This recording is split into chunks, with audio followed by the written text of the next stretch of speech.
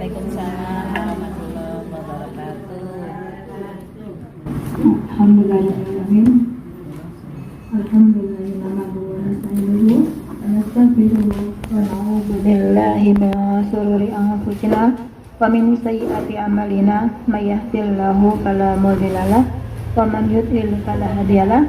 Asyhadu an la ilaha illallah wa asyhadu anna Muhammadan abduhu wa rasuluh. Salawat dan salam semoga senantiasa tercurahkan kepada junjungan kita Nabi Muhammad SAW beserta segenap keluarga dan juga para sahabatnya. Mudah-mudahan kita digolongkan umatnya Bu ya nanti mendapat syafaatnya di yaumul akhir nanti dan bisa bersama-sama dengan Nabi kita tercinta di dalam jannahnya Allah Subhanahu Wa Taala. Allah itu sudah menetapkan dalam 1 tahun itu ada berapa bulan Bu? 12 bulan ya Bu ya. Di antaranya ada 4 bulan haram. Bulan apa itu Bu?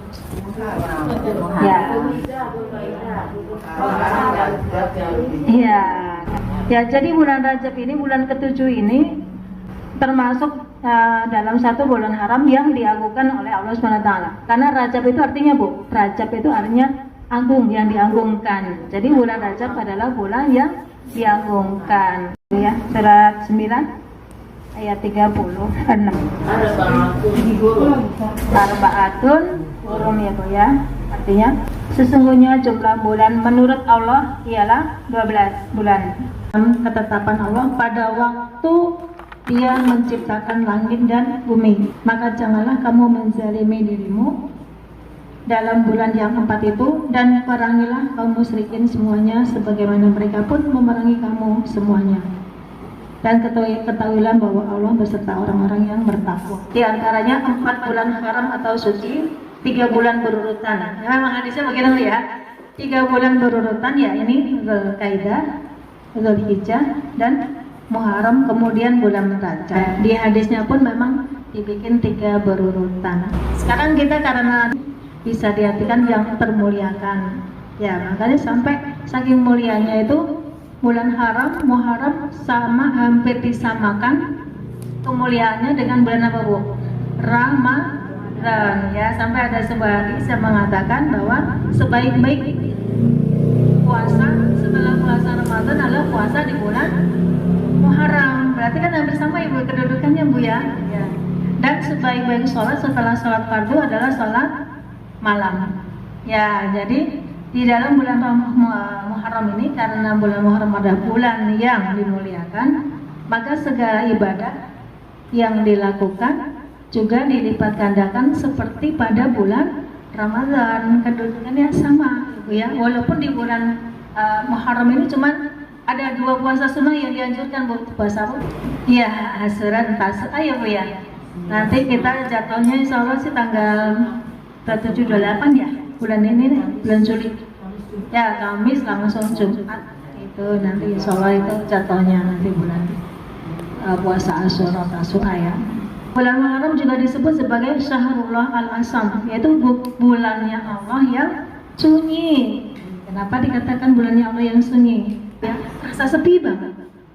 Karena memang kalau pagi biasa bikin aktivitas sarapan diganti sudah jam 3 mungkin ya Bu ya. Jadi saat jam 6 saat jam 7 yang jam 7 biasanya ramai, ibu-ibu fokus biasanya untuk ibadah tadarus ya gitu ya.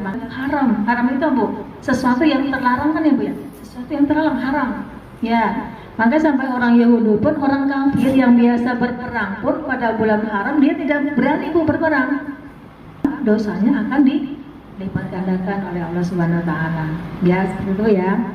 Jadi mungkin udah disampaikan Ustaz itu mungkin saking mulianya, makanya pada bulan Muharram ini Allah itu apa Bu? Royal ngasih karunia Bu ya. Ngasih karunia Mbak royal, ngasih pahalanya juga royal. Ayo.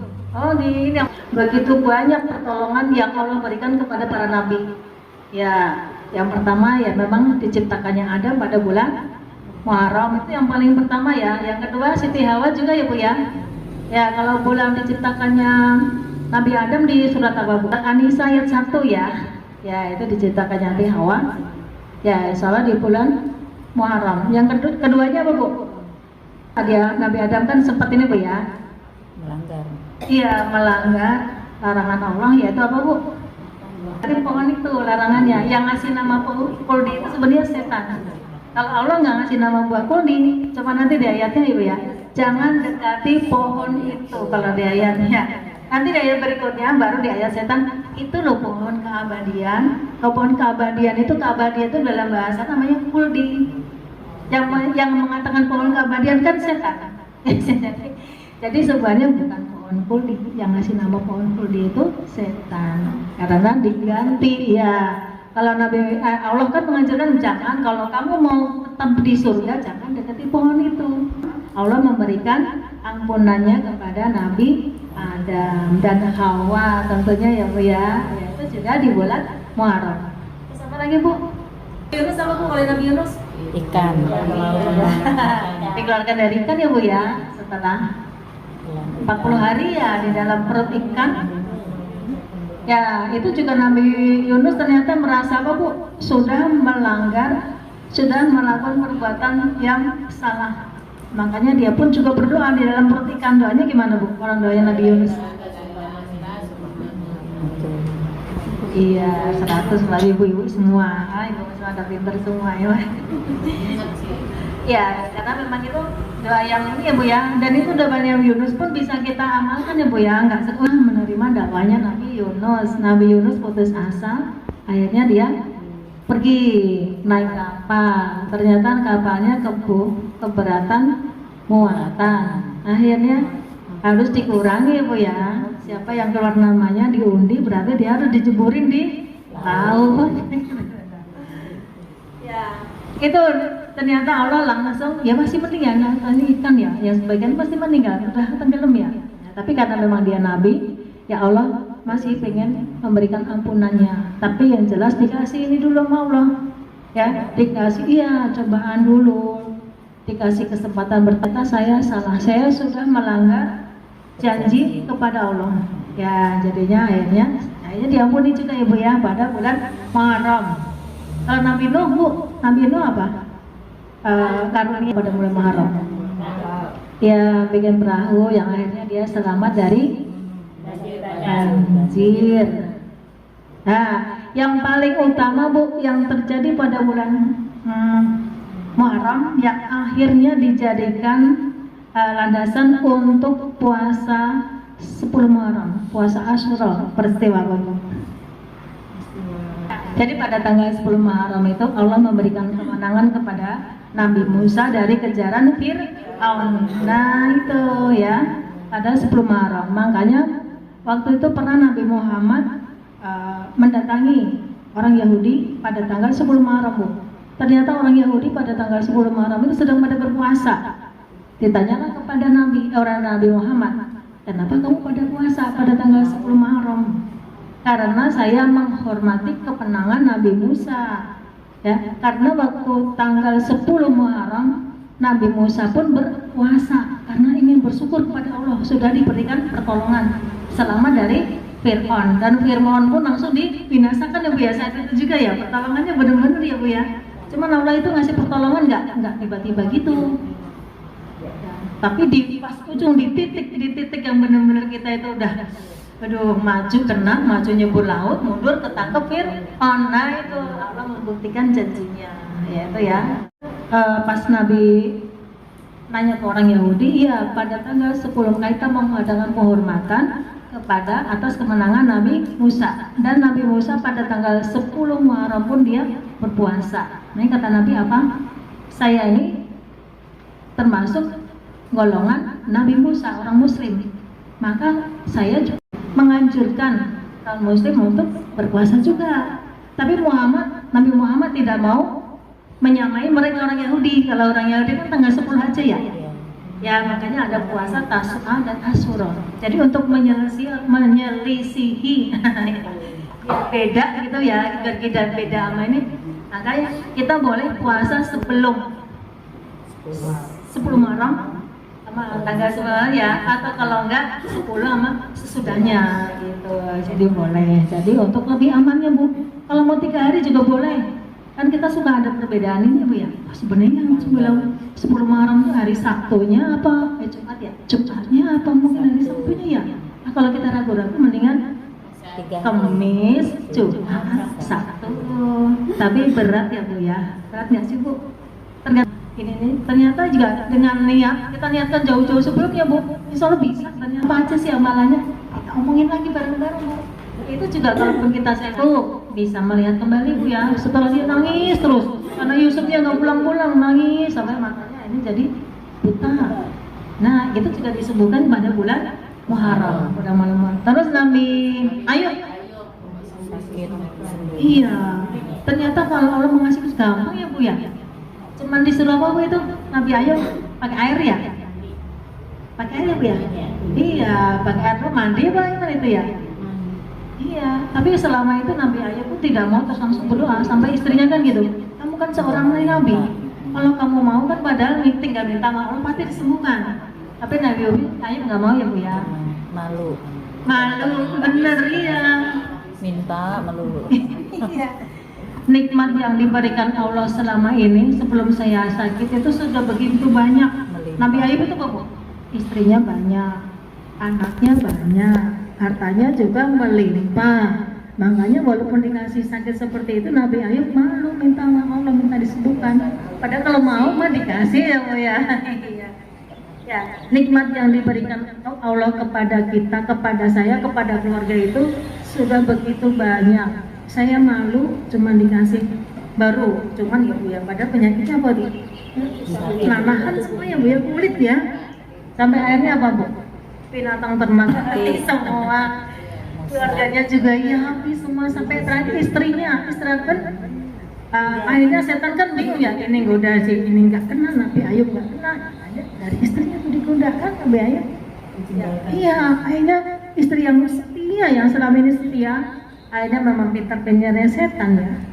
Akhirnya ya tergoda juga ya. Tapi dengan keikhlasan, dengan kesabaran Nabi Ayub itu akhirnya semua hartanya, semua kebahagiaannya dikembalikan. Kita dilarang untuk melakukan sesuatu yang bisa mendolimi diri kita sendiri ataupun mendolimi orang lain. Mendolimi diri kita sendiri apa contohnya Bu? Sengaja melanggar apa-apa yang dilarang oleh Allah, sengaja nggak sholat sengaja Bu ya. Apa lagi Bu? Kalau bagi orang yang sudah berilmu, sudah biasa bermajelis ilmu, dia akan tetap memprioritaskan walaupun itu ibadah sunnah Bu ya. Karena waktu itu orang berpuasa untuk sebagai penghormatan atas kemenangan yang diberikan kepada Nabi Musa. Bulan Muharram ini apa yang dilakukan, peristiwa apa yang dilakukan oleh Nabi Muhammad sehingga dijadikan peristiwa itu sebagai tanggal 1 Muharram ini? Iya betul, hijrah. Nah ini yang kita harus ini ya Bu ya. Ya, jadi pada hijrah ke Madinah itu dijadikan titik awal ya Bu ya, titik awal yaitu tahun baru Islam. Titik awal langkah Rasulullah untuk apa Bu? Mengambil tindakan tegas. Ini orang Mekah ini orangnya ngeyel, susah ini Bu menerima dakwahnya Nabi. Jadi Nabi itu dakwah di Mekah berapa tahun itu cuman sedikit yang bisa terima Bu ya. Itu pun yang sudah mau menjadi pengikut Nabi dalam keadaan apa? Terzolimi yang pastinya ya. Dikucilkan gitu, namanya minoritas di mana-mana dikucilkan ya Bu ya. Ya akhirnya Nabi Muhammad atas perintah Allah mengambil langkah yaitu hijrah ke Madinah. Itu berat nggak Bu hijrah Bu? Berat ya? Berat. Kita harus apapun meninggalkan apa Bu? Keluarganya ya. Ya nanti di surat Taubah ayat 24 ya. Jika bapak-bapakmu, anak-anakmu, saudara-saudaramu, istri-istrimu, keluargamu, harta kekayaan yang kamu usahakan, perdagangan yang kamu khawatirkan kerugiannya, dan rumah-rumah tempat tinggal yang kamu sukai, lebih kamu cintai daripada Allah dan Rasulnya, serta berjihad di jalannya, maka tunggulah sampai Allah memberikan keputusannya. Dan Allah tidak memberi petunjuk kepada orang-orang yang fasik. Oke, itu zamannya Nabi. Tapi ibu-ibu di sini nih, insya Allah Ibu ya, bisa jadi di antara ibu-ibu ini di rumah ada yang punya usaha warung mungkin. Ada nih Bu, sebelah saya. Ya, Ibu ditinggalkan ibu ya demi apa bu? Menuntut ilmu. Nah hijaunya hijau. Ini salah satu ya, tinggalkan sebentar lah. Jihad, bukti jihad kita di situ bu. Kita jihad kita nggak suruh berperang, nggak suruh berpindah ke sono, ke Mekah. Nggak harus ninggalin anak sebentar doang, ninggalin suami sebentar doang ya bu ya. Nggak harus dibawa mobil yang di rumah, kendaraan nggak harus, cuma ditinggalin sementara. Itu pun bu ya, bagi memang yang sebagian orang belum bisa bu, masih berat. Wah warung saya rugi kalau ditutup 2 jam, dari jam 1 sampai jam 3 rugi nanti saya. Kalau yang belum punya ilmu mungkin seperti itu bu ya. Tapi yang insya Allah ilmu, rezeki saya tuh nggak berupa duit aja, ilmu juga rezeki gitu bu ya. Bertemu dengan ibu-ibu ini silaturahim di masjid di Nurul Ulum juga rezeki. Aku mau silaturahmi, ngajar rezeki ke yang lain.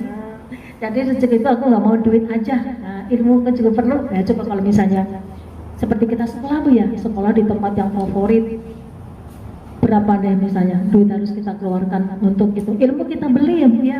Ya, tapi kalau ilmu agama mah nggak usah. Yang penting ibu niatkan ya, mau meluangkan sedikit waktunya, meluangkan sedikit tenaganya ya bu ya, meluangkan sedikit hartanya untuk menghadiri majelis ilmu. Insya Allah Allah akan curahkan ya melalui mungkin ya teman-teman kita bisa, melalui guru-guru kita ya bu ya, gitu ya.